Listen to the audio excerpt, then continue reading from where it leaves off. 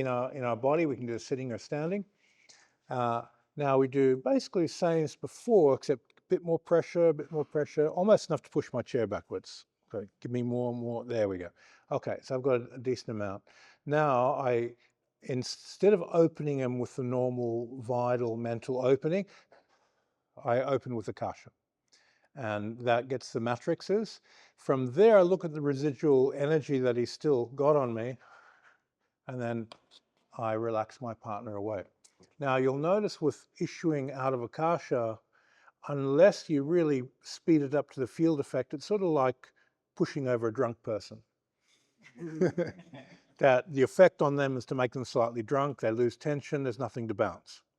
So knowing this in advance, you have to speed it right up if you want to produce an issue, but we're not going to go there. We're just going to go into the Akasha quality and then pick one of the element effects.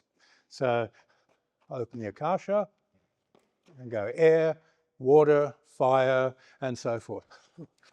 And do it very, very, very gently as you put it through.